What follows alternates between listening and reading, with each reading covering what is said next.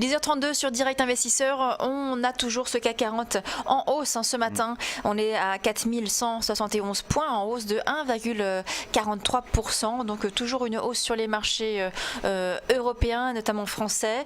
On va tout de suite retrouver Éric Seban de Perceval Gestion Conseil qui va nous parler justement de cet indice parisien, également du DAX. On va le retrouver tout de suite. Bonjour Éric, vous êtes en duplex avec nous? Bonjour. Alors, je le disais, donc on a un CAC 40 qui est toujours en hausse ce matin à 4169 points. Je rappelle que vous tradez essentiellement le CAC et le DAX. Alors, rappelez-nous un petit peu votre stratégie notamment sur l'indice parisien. Écoutez, on ne s'est pas parlé pendant la trêve des confiseurs, oui. Donc j'étais moi dans un trading range, une zone de neutralité. On n'a pas de tendance marquée, bon ça je le vois assez bien, qui s'étendait de 4215 à 4315, dans laquelle je travaille les deux sens. Et puis lundi, on a cassé 4215. Donc la zone de neutralité a bien fonctionné avec des ventes sur le haut, des achats sur le bas. On était dans un marché très hésitant et qui n'avait surtout aucune densité. Il y avait vraiment peu de monde à table. Et donc on a réalisé des écarts qui étaient très rapides. Quand on est comme ça dans des marchés sans densité, on a des mouvements qui ne rencontrent strictement aucune résistance. Donc c'était assez plaisant de travailler de cette manière-là. D'ailleurs, c'était assez surprenant. On voyait des écarts entre les fourchettes proposées par les banquiers CFD et le futur qui était régulièrement de 6-9 points, alors qu'il n'y avait aucun détachement de dividendes prévu. Donc, on avait des banquiers CFD qui n'arrivaient pas à arbitrer le marché. Ça allait dans tous les sens très rapidement. Alors, depuis qu'on a cassé 215, c'était lundi, ça a été assez rapide. On est allé chercher les objectifs assez rapidement, 4105. On a appuyé un petit peu plus en dessous, mais sans se faire d'illusions sur le directionnel. L'objectif suivant était 4075,80, il était atteint. Et puis depuis, on a une reprise. On est vraiment dans un marché qui n'a pas de tendance marquée. C'est en tout cas comme ça que je base mon trading. Je n'ai pas de scénario différent, et ça veut dire en fait que je ne laisse pas porter de position sur plusieurs jours en parlant sur des accélérations. Si on monte, ce sera la même chose à la hausse. Donc en intraday, moi je solde mes positions sur les objectifs graphiques. Alors justement, depuis que... Excuse-moi Eric, oui. Justement Eric, quels sont vos niveaux en intraday pour la journée? Alors 4215, c'est le niveau que je regarde avec attention, et c'est le niveau au-dessus duquel, s'il est franchi, je rachèterai toutes les positions vendeuses, puisque je ne travaille pour l'instant qu'à la vente, puisqu'on a graphiquement une tendance court moyen terme qui est baissière.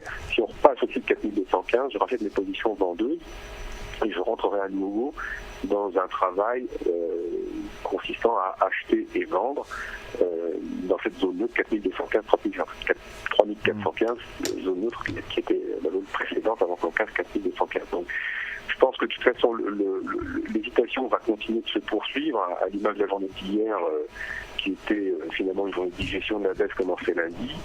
On a eu une reprise technique rapide le matin, puis plus rien pendant des heures avec un marché qui résistait à des pressions vendeuses, ça a duré 2 heures, ça s'est dégonflé en fin de séance, c'est reparti violemment dans la soirée. Ce matin, ouverture en gap haussier. Bon, je pense qu'il va falloir qu'on s'habitue à ce type de marché et qu'il est impératif d'être très très technique, sinon ça peut être fatal très rapidement. Donc, moi pour le moment, ce matin par exemple, j'étais passé à 188,5, c'est ce que j'ai proposé aux abonnés du trade du jour. On a coté 87,5. Moi, je n'ai pas été fait. Je sais que parmi les clients, il y en a qui prennent une petite marge d'exécution, donc qui se passent un peu avant. Le but était de se racheter sur 66,5. Je vois qu'on y est. Tant mieux pour ceux qui l'ont fait. Et donc, on reste ici. Donc, toutes les occasions de vendre sur des écarts-types de l'ordre de 25 points sur des figures chartistes vont être des occasions pour moi d'essayer de prendre des écarts dans la journée, sachant que si on repasse au-dessus de 215, je coupe. Alors, donc, on a bien compris, Eric, que vous travaillez donc à la vente, vous profitez du moindre rebond pour pouvoir entrer vendeur. Concernant l'euro-dollar, quelle est votre stratégie? On a vu que cet euro n'a pas cessé de glisser. L'année dernière, quand vous avez reçu, on avait des niveaux qui tournaient aux alentours de 1,22, 1,23. Quels sont vos nouveaux niveaux sur l'euro-dollar donc? Je vais vous donner justement des niveaux qui vont permettre de trader, parce que je crois que il n'y a pas grand chose à dire de nouveau sur la paire en dollar. Oui. Depuis septembre, je suis baissier, donc maintenant je crois que tout le monde est d'accord sur le sujet et répète la même chose. Effectivement. Donc, pour pouvoir se donner des repères justement et traiter cette paire, je vais, à l'image de ce que j'ai fait hier par exemple, et c'est ce que je ferai encore aujourd'hui les jours suivants, tout rebond d'au moins 50 pips, ça va être avec les figures de Sharpies l'occasion de vendre l'euro. Alors, on ne vend pas sans savoir où on sort, c'est toujours le principe de base quand on trade, et donc par conséquent, je vais déjà viser le gros niveau objectif suivant qui est 1,1650, et je vais couper toutes mes positions si on franchit 1,267080, qui est pour moi le niveau de retournement à la hausse sur cette paire. Donc, c'est très éloigné, mais c'est normal parce qu'on a eu des dernières accélérations à la baisse. Donc, on ne peut pas aujourd'hui proposer quelque chose de plus satisfaisant. On va essayer d'abaisser les niveaux dans les jours prochains en fonction du comportement du marché.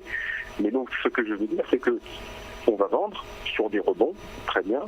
On va prendre en considération 1,267080 franchi pour se stopper.